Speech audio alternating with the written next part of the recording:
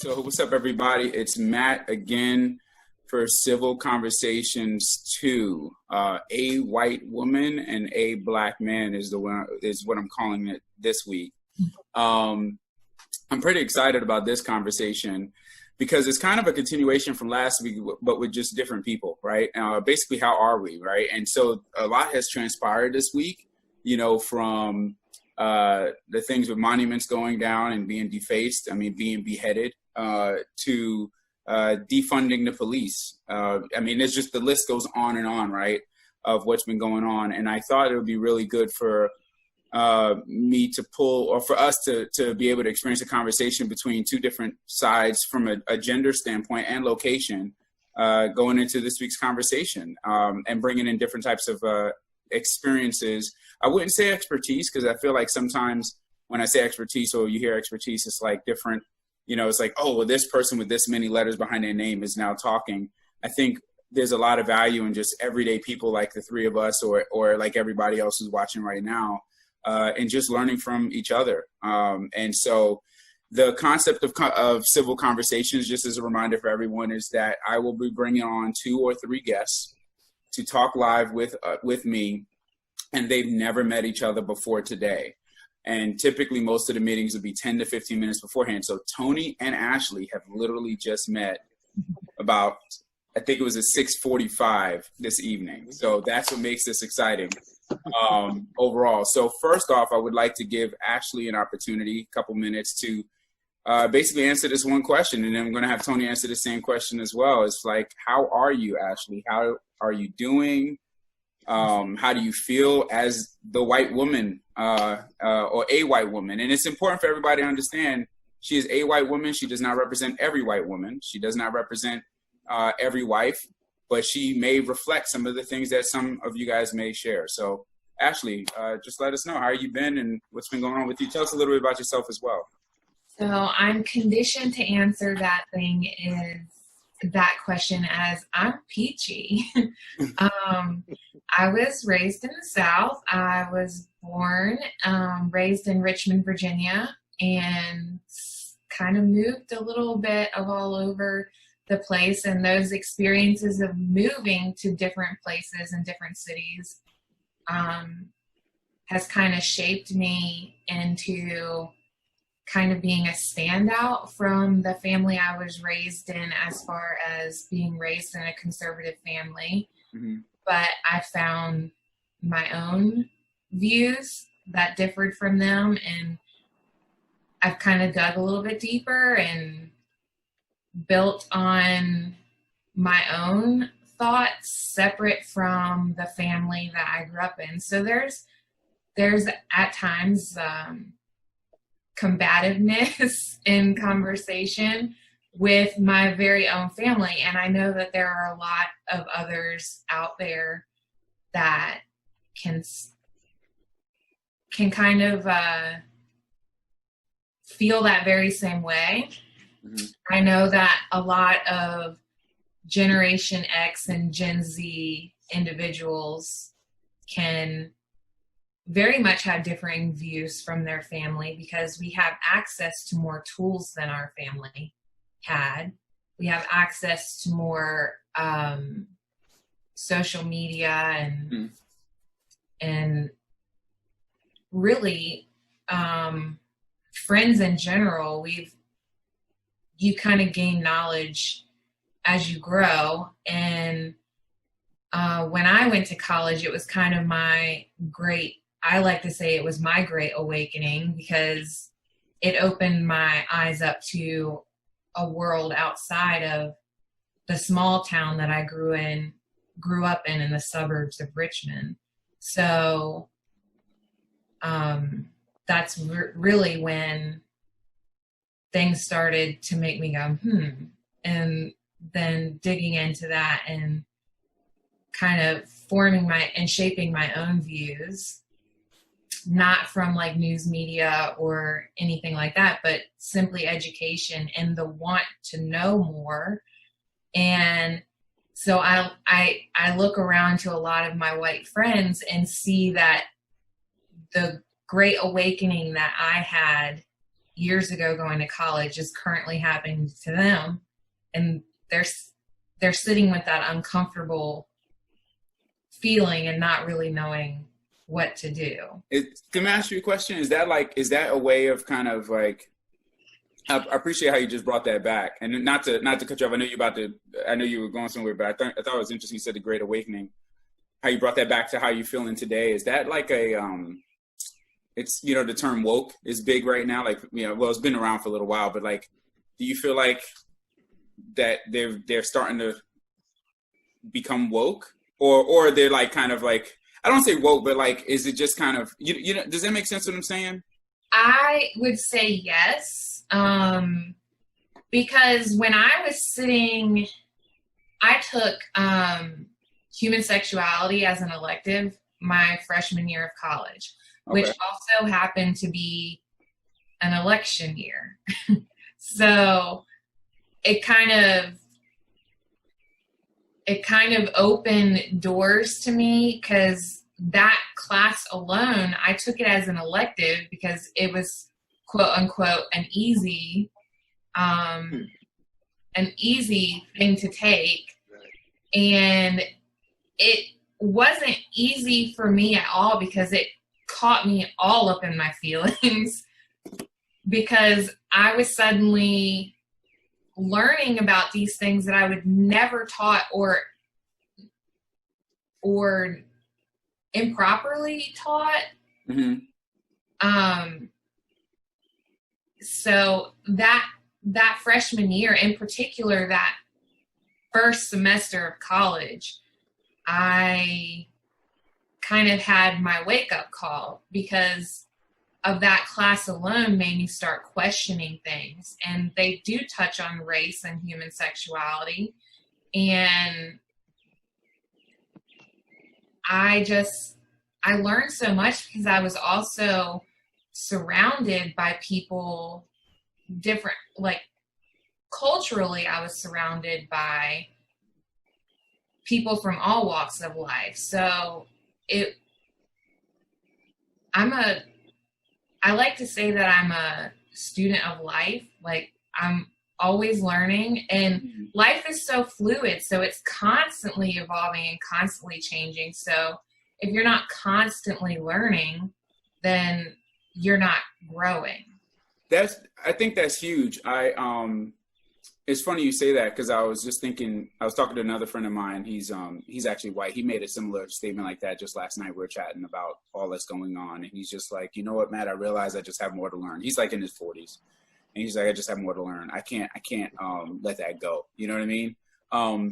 So before you continue, I'm curious then, since you talk about education and stuff, I think this would be a good segue for Tony, because it's what he does for a living. But like, how do you feel, Tony? How have things been for you the last couple weeks?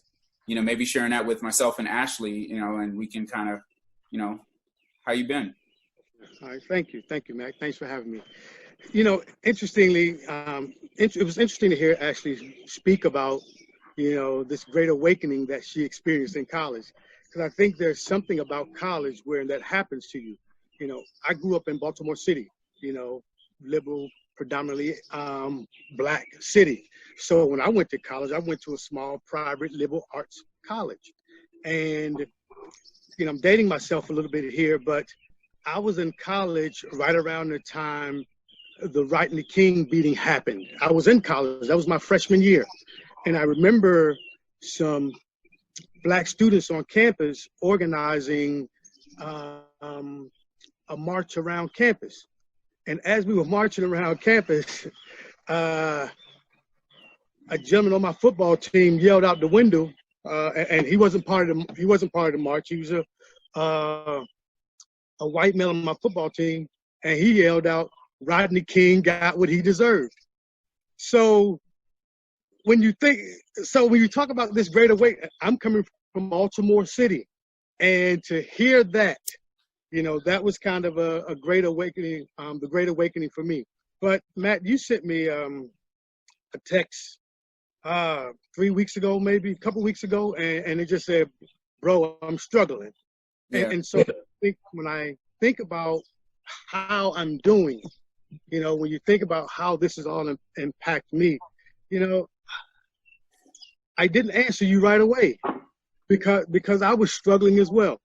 You know, when I think about my life, I know I've done a lot of things in my life. You know, some of those things good, some of those things not so good. But two of the greatest things I've done, two of my greatest accomplishments, was getting married and having a son. Right? And I think about that because I've encountered civil unrest in my lifetime. I've encountered racism. I've encountered overzealous police officers, and I'll put that mildly, you know.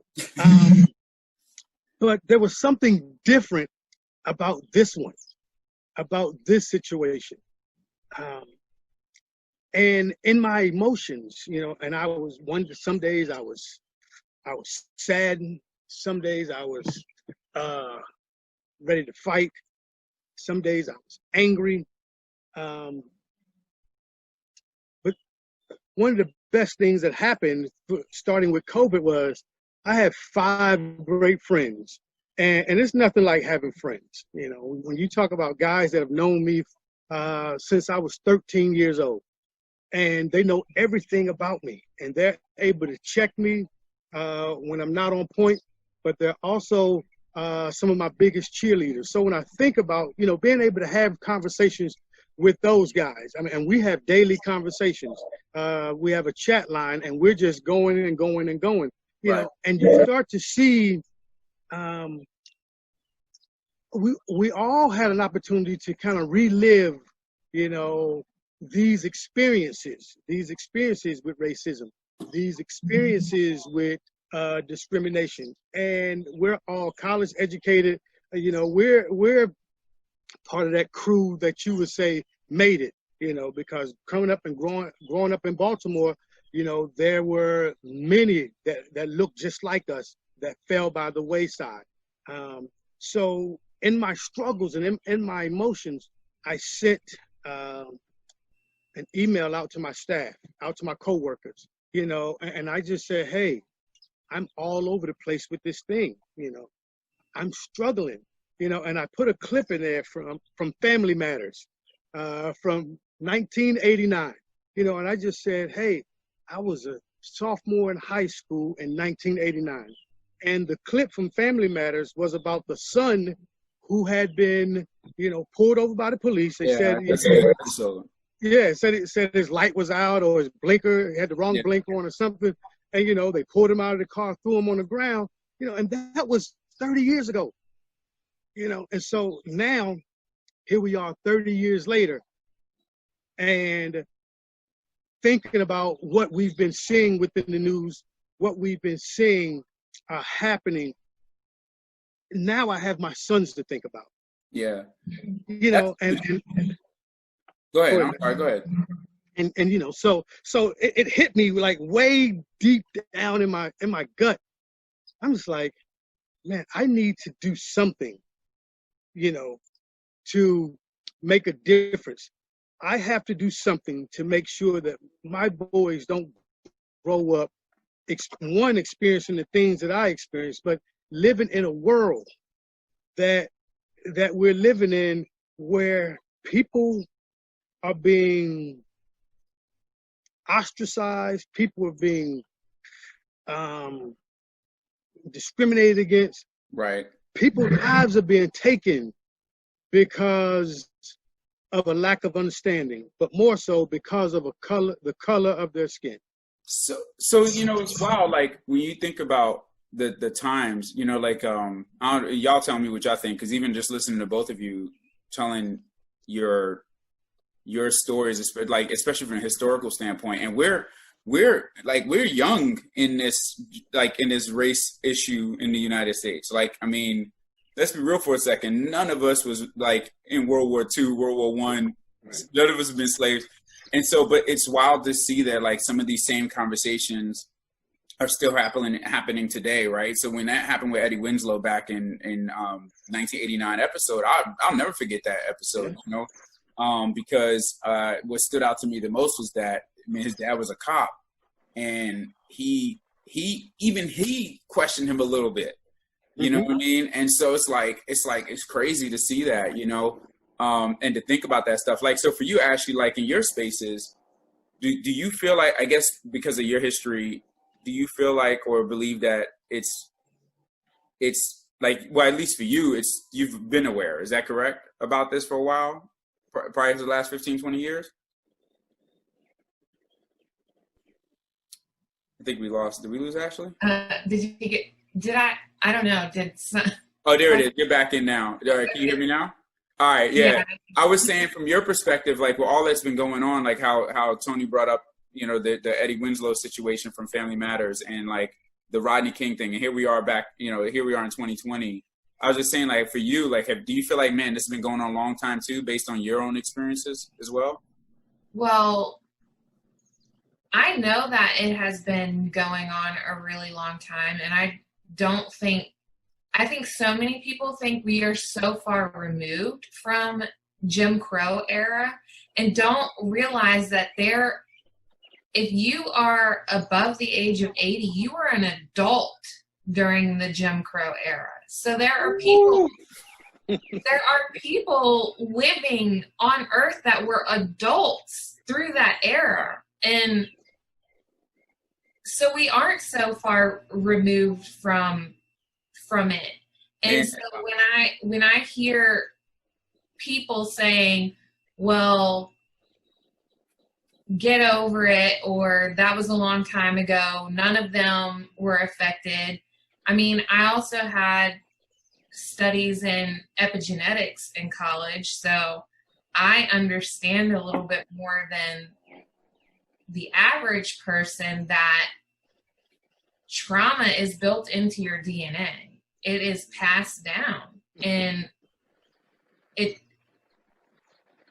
it's hard to explain that to somebody that is closed-minded and not willing to listen or even look up the term epigenetics. Like, yeah, it's very hard. So I know that it has been happening for a long time, but again, I didn't know that because of the family that I was brought up in. I know that because of the studies and the wanting to know, wanting to be better, wanting to acknowledge and recognize it, and not only recognize it, but even today, I know that I have racial biases that were ingrained into me growing up. Like, I didn't realize it growing up, but I recognize them now, and daily almost I have to catch myself and be like,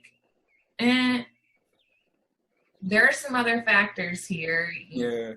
Take a step back, turn it around. I mean, for a lot of people, I was raised in the South in a conservative family. So I know because of my education that there was a time that the American flag was seen as opposition in the South. Right. And Wow. I know that because of my education. But again, not because it was taught to me, it's because I sought that out. Right. Mm-hmm. And I have a huge problem with the way race or slavery or Jim Crow is approached and taught in schools, especially schools in the South. It is kind of a side note. It is just brushed right over. So a lot of people are hearing terms being used in there. Like, for example, my very conservative family telling me all the time, like, Jesus loves the little children, kumbaya, red and yellow, black and white, you love everybody. But then you drive down the street with my grandparents, and the second they see a black person, they lock the doors. That tells me something completely different as a child than what you are verbally telling me. But see, can I ask you a question on that? And I think, and Tony, please jump in. I sorry to cut you off because you just said something that's like super critical. I I've had a hard time with explaining racism or biases are taught. Like, I believe it, but what I mean by that is, like, what you just explained, it wasn't like a textbook education. It was education by action, right? Like, so for somebody to lock the door whenever they saw a Black person walk by, you were taught a certain way of how to react. Basically, you were taught how to react to that. You know, I mean, does that make sense what I'm saying, Tony and Ashley? Yeah, absolutely, absolutely. Well, when you think about it, when you think about this idea of racism and the system of racism, it is baked into American history. It is what America is, you know. And I know that there are a lot of people who believe that this idea of white privilege and racism does not exist. They think it's a farce. They think it's, you know, if you call them out, if you say something about it, they think it's, oh, that's another Black person crying wolf. But when you think about white privilege, for instance, you know, you walk into your local store, you walk into the local CVS, you walk into Walmart, you walk into Target, right? I remember vividly being 8, 7 years old and going with my mom to the grocery store. And back then, grocery stores, you can get hair care products. And we would walk down the aisle. And my mom's looking for stuff. And she would always she would go to get that can of Blue Magic or that Royal hair grease, right? She was doing my sister's hair. They were using the straightening comb and things like that. But those things were, you walk down this long aisle of products and you find one slither of combs that people of color, Black people use, and at the bottom you find the hair grease. Right? And in most stores, those products are locked up. And now those things are locked up. And that was when I was 8, 9. Here I am, you know, 30 years later. Right. Now, if you go to Target, Target has 2 rows of hair care products, but there's still a 3x3 section of hair care products for women with natural hair. So when you think about, actually, as you so carefully mentioned, you know, when you talk about things being baked into what we know, baked into American history, you know, this idea of systemic racism is there, you know, and that's just it on a small scale. Yeah. You know, when you start thinking about it on a much larger scale, we can get into redlining, education, and all of those other things. So can we, like, how do we, is there feedback on my end? I just want to make sure. Okay, we're good? You're fine.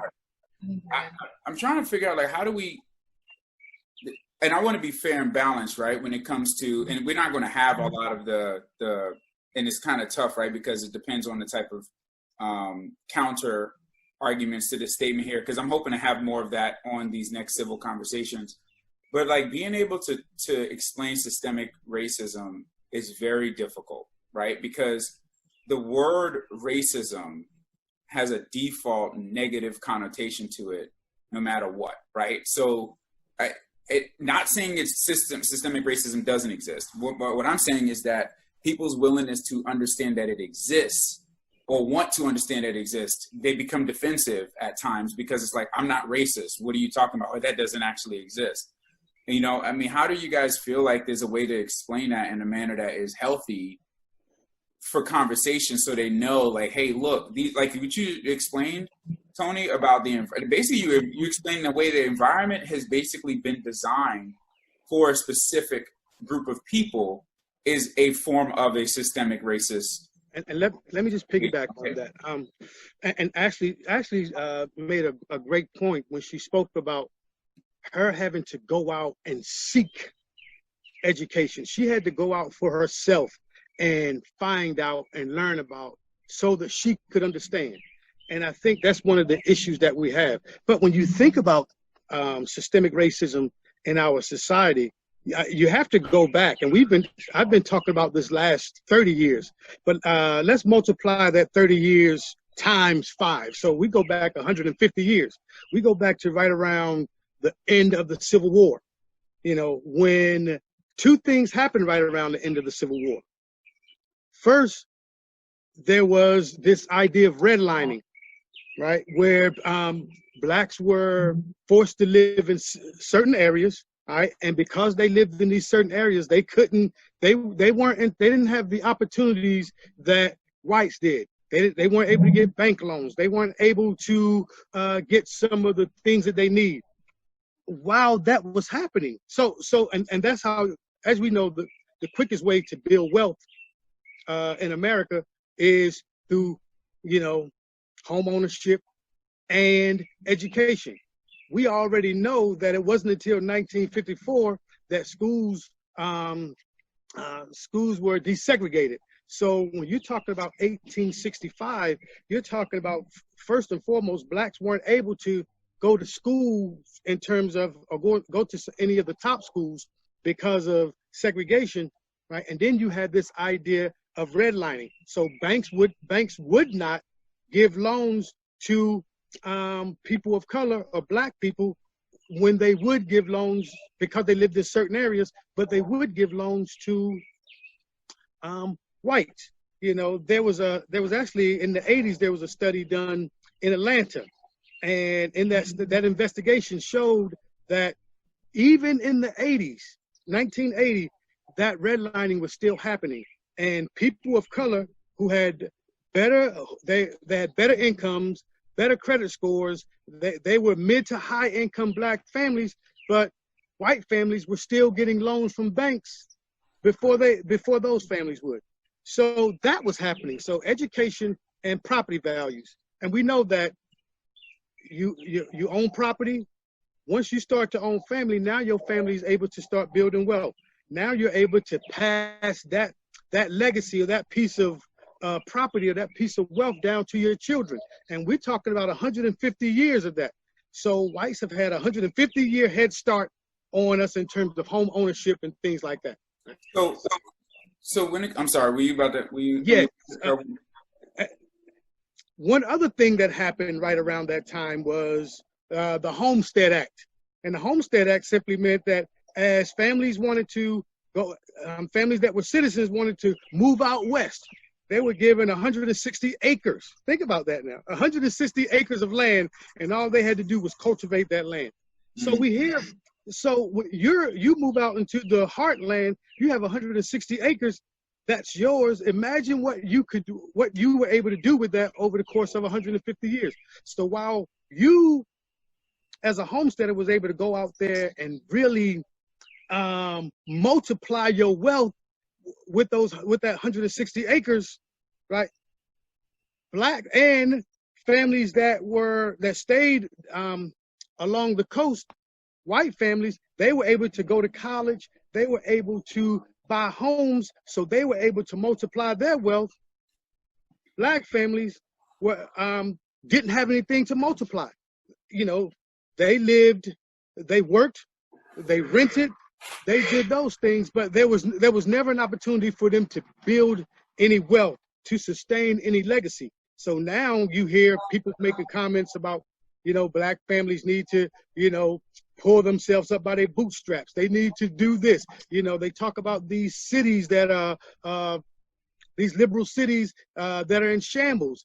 But again, when you look at the system, when you look at the way this thing has unfolded over the last 150 years, and I'm only going back 150 years, we know this long, well before that. But if you go back, 150 years where it started, and you look at where it is now, you can start to understand why, for many of us, we're the first generation of individuals that are going to college. And I think the way you just explained that is really good, especially because I think a lot of us, and this is where Ashley, I would love to hear your take on this, because this is huge, right? Especially when you're talking to, your white counterparts, because I have white friends that trust me and I trust them, so on and so forth. So we can have these conversations, but the dialogue that Tony's talking about, I find is a dialogue that I've done, but like, how would you do it? Like, so he gave great, like when I said, hey, systemic racism and white privilege, like for you, like, how would you handle that? Or how do you handle that, right? In conversations with people, and from your perspective, because I probably lean a lot more towards Tony, but I'm not white, and I don't know, and that doesn't mean every white person only listens to white people. I know that's not the case, but I don't know. I just want your perspective on that, you know? So for me, I have always been acutely aware of, like, ever since I can remember, acutely aware of my privilege, because my next door neighbor, growing up, where I grew up, my next door neighbor and I had a neighbor across the street, both biracial families. The one across the street, he's actually a Black police officer. And so I'm surrounded by like a multitude of different viewpoints that allow me to make up my own mind about right and wrong. And we all know right and wrong. Mm-hmm. And I was raised in a conservative Christian family, and you're taught right and wrong. So then you're conflicting your views when, so my grandparents were, I guess you would consider them segregationists. They were in support of it. Mm-hmm. And knowing what I'm taught in Sunday school, it blows my mind that you can be a segregationist and call yourself a Christian. That was really, really hard for me to understand as a kid. Wow. But seeing that my next door neighbor, and we are very close in age, her name is Karen, and her father's Black, her mother's white, and I really learned a lot from growing up close to that. So not everybody that's raised in conservative Christian homes even know a Black person from where I grew up in the suburbs. It's a thing. Like my mom, she didn't really know or interact. She probably knew of, but I wouldn't say that she interacted with Black people until the last 2 years of her life, and specifically the last 6 months of her life, when we put her in a nursing home, and the entire staff that took care of my mother so lovingly did so were Black. And that was really my mom's first hands-on experience with Black people. And it really probably was the best thing that ever happened to her, because it shifted her viewpoint. And even she has like one of her favorite nurse, she'll tell you to this day, if she was still living, that her favorite nurse was Matika Dupree. And she loved Matika so much that she adopted Matika into our family, and we love her. I mean, I absolutely adore her in every sense of the matter. But if I would have ever imagined my mom adopting a Black person 5 years prior to her actually saying so, I would have laughed at you. I would have laughed at you, because my mom, she didn't act.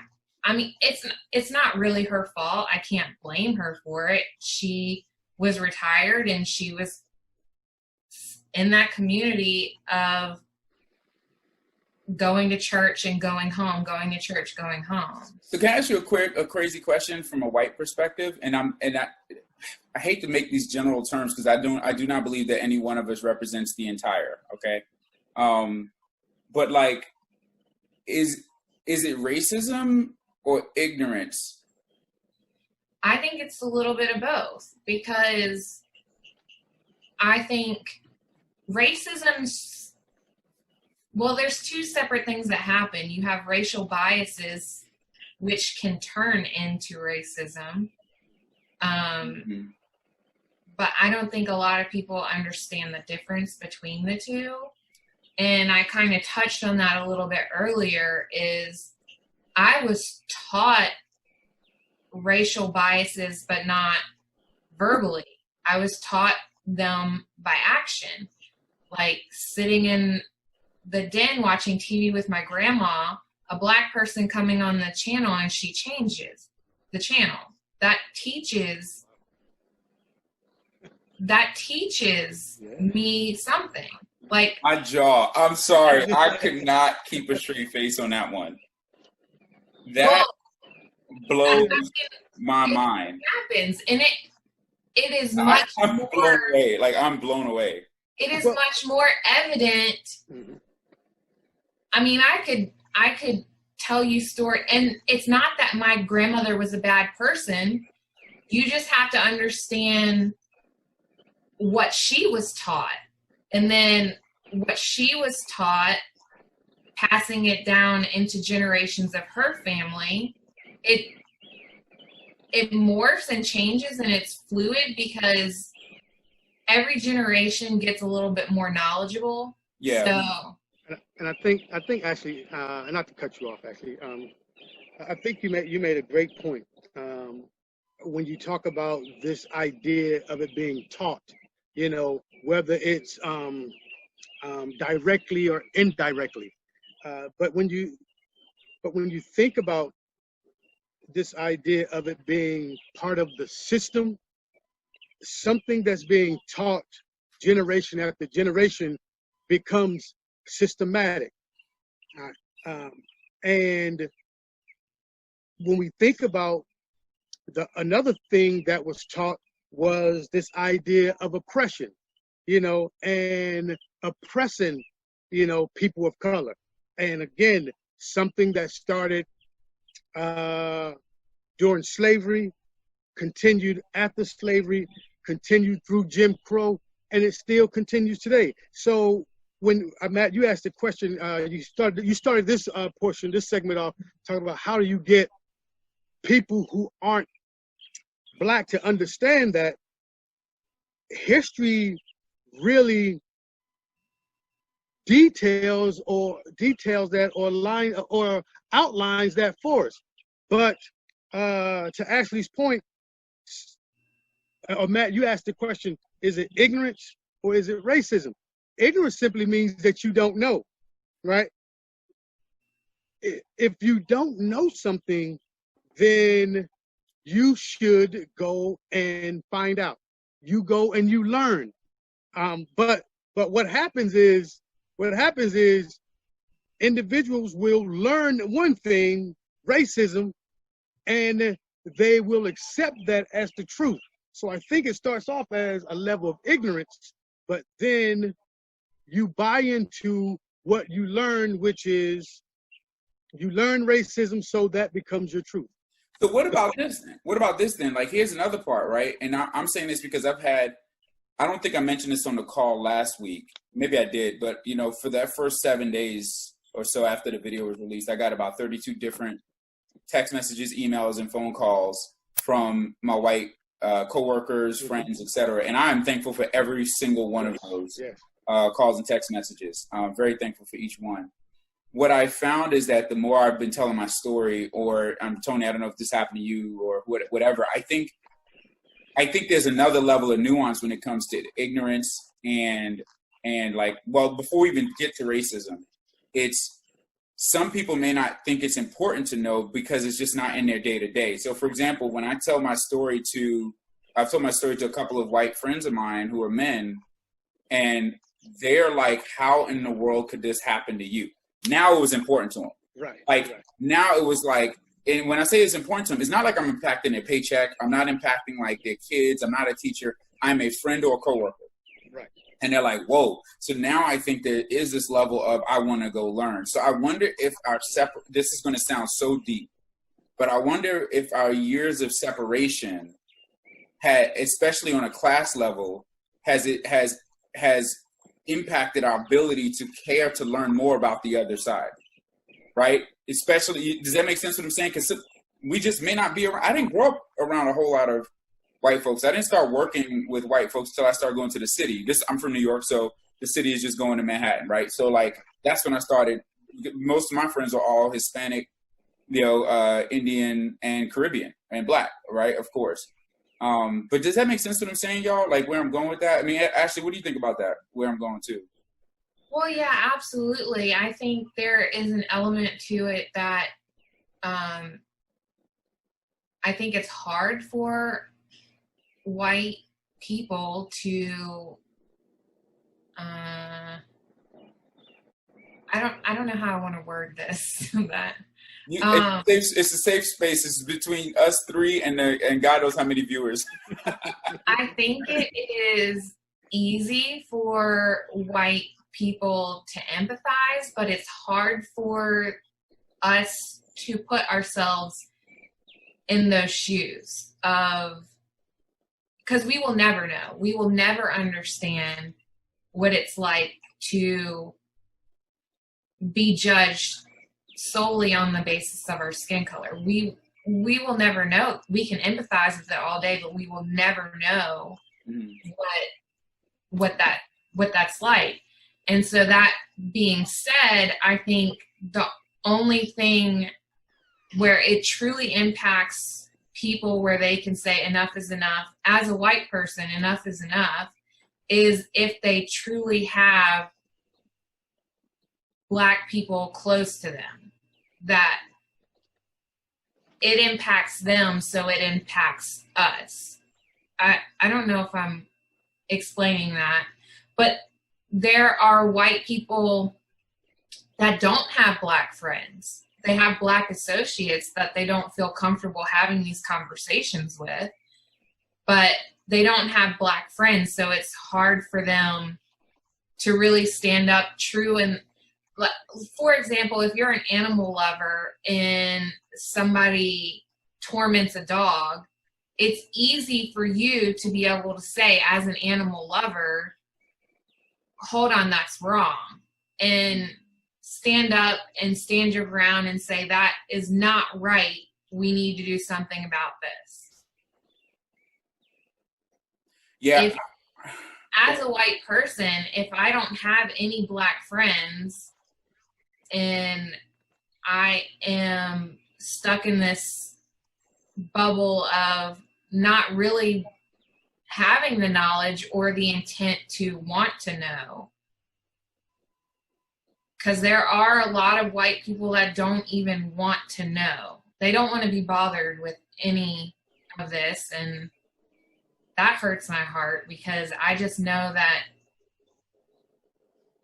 how much diversity has enriched my life, that it makes me sad that there are people that block out all of this that is happening around them, going, well, it doesn't apply to me, so let's move on. I think, go ahead, Tony. Well, you go ahead. Just I'm thinking about the that individual that can care less. A lot of those same individuals, would consider themselves Christians. And that's when you think about this idea of just having love for the next human, that's where I think that's what's confusing to me, because religion, particularly Christianity, tells us to love, to love our brother, So it's almost, I was with you actually when you talked about, not being a dog owner, and not having any empathy for me because my dog is dying if you're not a dog owner. But not having any empathy for your human brother, Yeah. for the human being, I mean, which deeper. it has to kind of It make gets deeper. Did we lose Ashley? Yeah, but I was just saying it gets deeper. You know, when you start talking about, when you start thinking about an individual not yeah, caring it has about to kind another of make human. you sit in that Hold on a second, Tony. I want to see if we can get Ashley's feed in. Hold on, Ashley, go ahead and start over with your comment because I think we lost you for a second. Oh, I was just saying it has to tell you something when you are willing to stand up and stand your ground for animal rights, but you are not able to stand up and stand your ground on racism. Like it blows my mind. Like, I understand that it's uncomfortable, but people also have to understand that growth comes from being in that uncomfortable zone, because you wouldn't be uncomfortable if you were knowledgeable. Like, I got it, yo. Angry. Say that one more time. Say that one more time. You wouldn't be uncomfortable if you were knowledgeable on, Yo. like, and it's the truth. Like, when you get down to it, it is the absolute truth. Because when the movement or the revolution started, I was not surprised. I was angry. I was mad, like ready to take the stand. And I've been calling out people for a long time. So this isn't new to me, but I know that it is new to a lot of people.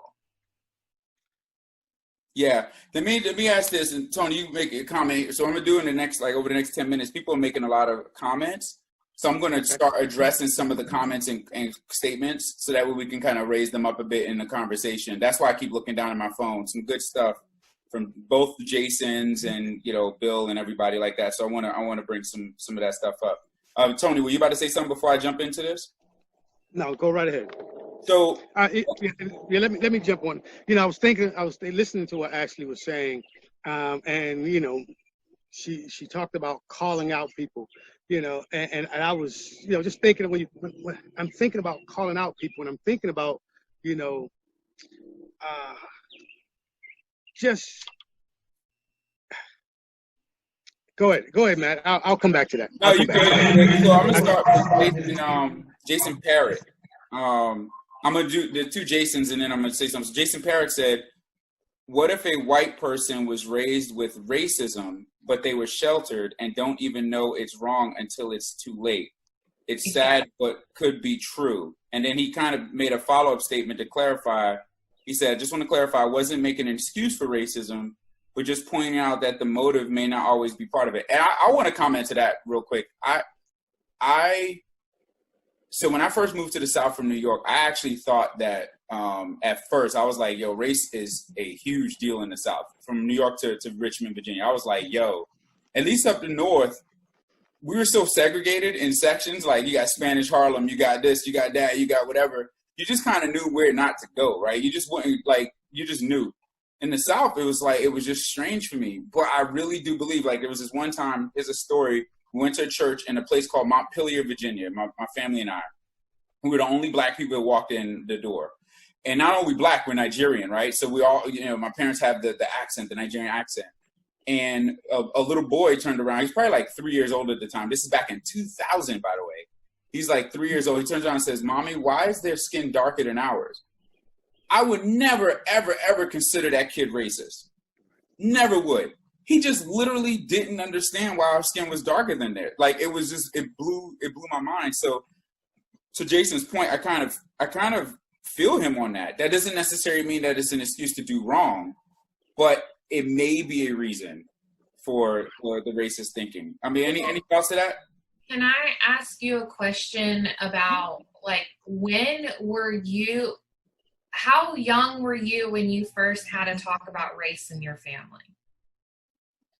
Oh, young. And my situation is a little bit more nuanced than Tony. So Tony may be able to answer this one. Because I'm Nigerian, I'm first generation American, right? So I'm born and raised here. So I had a double talk. It was, I'm a foreigner and I'm black. Okay. So the foreigner thing was from, I mean, maybe like third grade. But I mean, my mom was telling me that like even in kindergarten, I would accidentally speak Igbo, which is our Nigerian language, because they were trying to teach me the language. I would accidentally speak it in class, which was not good because they didn't understand what I was saying. So it's like, what's this funny language that this boy is singing? So us speaking. So my situation may be a little bit nuanced, but I would say as young as probably 5 or 6 years old if we were talking kindergarten. What about you, Tony? Well, when I thought about it, I couldn't quite remember right off the top of my head when we had that conversation in my family. And a lot of that, I believe, is because born in North Carolina, growing up in the projects in North Carolina, and then moving to Baltimore, into West Baltimore, you see it. Well, when I say you see it, what I see is everybody in there around in that area is just like me. So we think about, to Jason's point, it's possible that people don't know that they're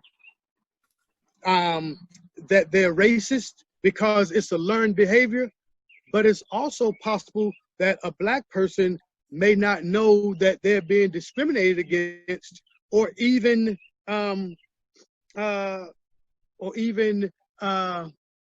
being targeted or anything like that, because those are learned behaviors. So, for instance, if I'm walking down the street in Baltimore, and the cops jump out, right? It's a learned behavior to just lie on the ground, right? They grab you, they search you, they throw you up against, they do all those things. And when you're young, growing up in the city, it's a learned behavior. And again, when I spoke earlier, I talked about, this idea, this awakening that happened when I got to college. It was when I got to college that I started interacting and being around people who were different from me, both black and white. And then I was able to kind of start to see how those things unfolded.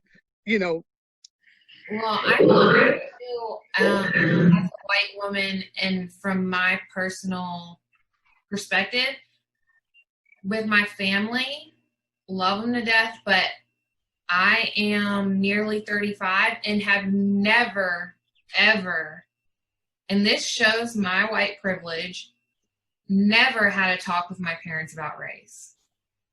And I don't think that white people fully understand that that is not an option for black people. Like, wow. I mean, it's keep not. Going. Keep going. It's not an option. I'm never, like, I know I'm not the exception to that either. I know that pretty much any friend that I've talked to the last couple weeks on this topic really was like, wow, I have never had that conversation with my family. So it is not enough just to buy your child a black baby doll and say, we love people of all colors. It's not enough. Like, it has to be a different, it has to, I don't have kids, so I can't really comment on how I would. Doll? Did you get a Kenya doll back in the day? Them Kenya dolls was big back in, I think, like late 80s, early 90s. But here's the thing, there are white families that don't even do that. Mm. But yet we as a default, my sister, I mean, her first doll was white. Like we were given white images to, like, think about this. This is what I think people have to understand, why we're not trying to, some people get frustrated saying we're trying to make everything about race. I think people need to understand the power of image and visualization and interaction. We were given white dolls. Girls were given white dolls. Boys were given white action figures. I'm going to say action figures. to play with and entertain ourselves as little boys and little girls. It was the default toy to have, you know? And so when you think about that, we equate that to our enjoyment. We equate that to our level of, you know, almost our self-value as well, right? So on and so forth, right? And so it was critical for like a Kenya doll or for the Black Barbies or for, you know, I don't know, some of the Black G.I. Joes that came out. I don't know, I'm just saying all these different things to help retrain our mind. Some of us are too old. Some of us, I mean, I'll be real with you, some of us are just too old for that, right? Like that situation happened to us a long time ago. It's done. But some of this new generation, they like the last 20 years, they probably grew up with having those colors, right? So anyway, not to vent, but am I making sense, y'all? I'm sorry. Yeah, absolutely, absolutely. You know, it's part of the socialization. You think about it. To Jason's point, kids aren't born racist. Kids aren't born with this idea of having discrimination or discriminating against other people. Those are all learned behaviors, right? And sometimes it's a behavior that's learned indirectly by changing the channel, learned indirectly by locking the doors, although it's not openly spoken in the house. Yeah. You know, we didn't talk about race in our house, but there were things that happened that, again, that happened with my parents, happened with my mom to let me know that, okay, this is how you handle yourself in this situation. You know, this is what you do. So it's again, those learned behaviors, they come from a lot of different places. You know, for me, it was when I got around my friends. I teach middle school now. When you're growing up, you're 10 to 18, and even beyond, the approval of your friends really dictate and determine, how you live and the things that you do. As a Black male, it's probably the same for white males. I don't know. Oftentimes white males have their dads in the house, they have uncles, they have other things. But for a lot of Black males, particularly if you're grown up in a house without a dad, the approval of your friends, even if you have a dad, the approval of your friends becomes the single guiding factor, and you learn things with them, through them, by them. Yeah, I think, I'm 100% with you. I'm sorry, Ashley, did you have a comment to that?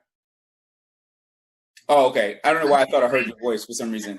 No, I'm with you on all of that. And I feel like it's important for us to understand the criticality of like the environments. And it's wild. I'm going to go to another comment here. Jason Thompson real quick. It's funny, I'm on the Jasons, I think, because my head is just stuck on the Jason made a few comments here, Thompson, but he made a comment saying white Jesus. I think he made that statement when I was talking about the dolls. Which is so right. Like I remember the first time I grew up in church. I remember the first time somebody had said to me, "It's like, you do realize he's Jewish, right?" Yeah. And I just sit there and I was kind of like, "Oh, that's a really good point." Like, right. I just never. I just took whatever came to me, so I just did it. Yeah. Until I realized someone attached a culture to him. A different culture, because the culture I thought about was, long hair, blue eyes, right? Yeah. 6-pack, right? And 6 foot tall, probably, So I think that's critical. Let me look at the other comments real quick, because we're going to wrap up in a second. Let me see. There was one here. Let me see. Ashley, were you going to say something real quick before I comment? Not that I know of. Okay, cool. Jason Thompson made a comment earlier. This is what I was looking for. Even the comparison of animal rights to rights of Black people is a foundation of white supremacy. I mean, Ashley, what do you think about that one? No, I see that. And see, I'm constantly learning, and I have to learn in that to be comfortable with being told things like that and not jump on the defensive. Right. Like, the whole thing about learning that my tears are oppressive too, so I'm careful with that. Ooh. Because I am a deep feeler. I feel very deeply. So when my friends hurt, I feel that to an extent. And so I've had to be very careful with that too. Yeah. But you also have to understand that there are people that learn their privilege by simplifying it down to like the simplest thing. Like, I can learn from all different sources, but there are people that can only learn a one way to see their bias and to see their racism. So I don't really know how I can point it out another way other than to say a lot of times that when you have, for example, I'll just tell a quick snippet of a conversation that I had. Can I pause you real quick? Yeah. So I want you to tell a conversation that you had, and then we got what I consider to be a very important question that came up on here that I want you to comment on, and then we'll wrap up with like Tony and then me. So the thing is, tell your story. I'm going to mention this question. If you can answer this question, then I want Tony to talk.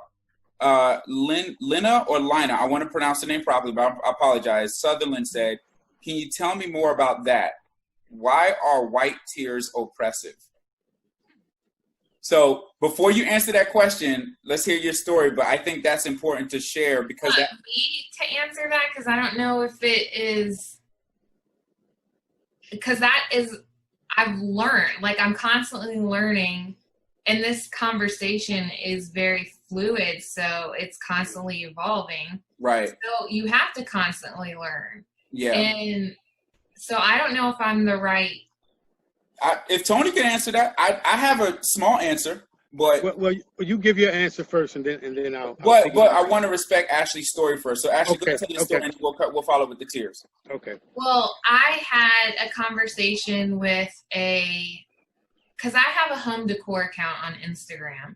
So I had a conversation with another home decor account that ended up getting me blocked, but that's a whole nother thing. But they have spoken very outwardly on human rights before, in the sense of gay rights, and they have outwardly spoken about their feelings on vaccinations and highly political things prior to this coming into prominent news media, I would say. Because it's been happening for years and years and years, but very prevalent here in the last couple weeks. And suddenly people are messaging this particular account, which has a huge following, saying, are you going to speak your mind on the thoughts of what's happening? And they have spoken on animal rights and all kinds of things. But when it came to speaking on Black Lives Matter and being asked their view on it, suddenly they were like, I'm a home decor account. People come here for a home decor advice and to laugh and be lighthearted. So we will not be speaking on the topic at hand. And it made me angry. That stings. Yeah. It made me angry because just last week you were talking about the importance of wearing a mask during COVID-19 if you go out in public. And that's a human, COVID-19 has become a very political thing as well, as far as left and right reporting it differently. Yeah. Wow. Yeah. I appreciate you sharing that. Yeah. Tony, you got a response to that, or I do. We got about, just time wise, we got about 5 minutes max, only because Okay. I want to try to pull it in. But go ahead. I want to try to answer that white tears comment, and I think that's it. She just explained it. You did. You know, you kind of actually did. Yeah, this idea of white tears is, you're crying, right? You're crying here and now, but when it's time for you to go, you'll get in your car, you'll drive back to your plush home in the suburbs, and you'll go back to living your life. So those tears are, and I know in the hood we call them crocodile tears. You're just crying. You're crying now. You feel bad now, but in the grand scheme of things, you're moving on. And that's kind of what you explained. This company, had a lot to say, but now, when it was time for them to stand up for Black Lives Matter, they didn't have anything to say. Meaning, or the connection being, all those other things they were saying, they were just crocodile tears. They was just for show. They don't have any foundation for which they stand. Well, as them being a white account, they were able to speak on issues they felt directly affected them. Mm-hmm. Gay rights as a gay couple, animal rights as owners of shelter dogs, and COVID-19 on having medical professionals within their family. So it's easy for them to stand their ground and speak up on those. Mm-hmm. And then hide behind, I'm a home decor account. People come here for home decor, right, and to laugh when they felt like the topic didn't apply to them, which is bizarre to me because racism wouldn't exist without white supremacy. Racism wouldn't exist without white privilege. So where white people are saying it doesn't apply to me, it so does, because we are the reason it exists. Wow. So, with that, on that note, this conversation was amazing. I learned a lot just even listening to both of you. And Ashley, you said some things I just have never heard. I appreciate the perspective, right? It's huge. Not because you weren't pointing fingers and being negative. And this isn't blaming all white folks. This isn't like all black people will walk out here feeling like, oh yeah, we got it, so on and so forth. But I think it's important for us to really gain these perspectives from one another for the purposes of understanding, right? Because for me, I want to be able to, it's tiring at times. I want to be able to play a role in the education of white America. I do. Some people don't. Some people are like, I'm tired of educating you. Here's a book. Go do this, do whatever. And there's nothing wrong with that either. Go watch 13th. Go do whatever, and all that. But I want to play a role in that. But I can't, and I'm not a teacher by any means, but I can't educate if I don't understand my student.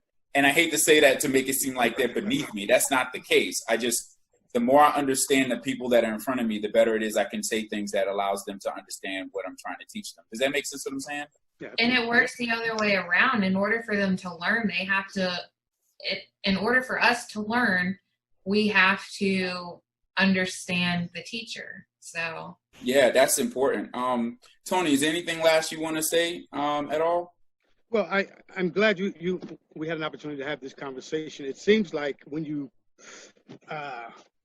get down to the basis of it all, it's education. Yeah. The title of this is, civil conversation. And what we're starting to realize is and a lot of people are saying it. I think people have been saying it for a long time, saying it so much so that a lot of people now are starting to yell it and starting to move into action. But I heard someone say the other day is that change doesn't come about doing war. Change comes about doing peace. So I'm glad that we're able to start having these conversations, because ultimately we all want change. We all want this world to be a better place. We want this idea, we want equality to be something that we can all benefit from. So again, I believe education is where it has to start. And how that happens, I think is another conversation. I know. Yeah, so that's why I keep looking down at my phone. No, this is great. I really appreciate this. You two stay on. I'm going to end the stream in a second. Guys, for those who joined us today on Civil Conversations, I want to thank Ashley and Tony. You guys are awesome. And thank you for giving perspectives of a white woman and a black man. I think it's important for everybody to walk away from this. Yeah, thank you. I think it's important for everybody to walk away from this understanding that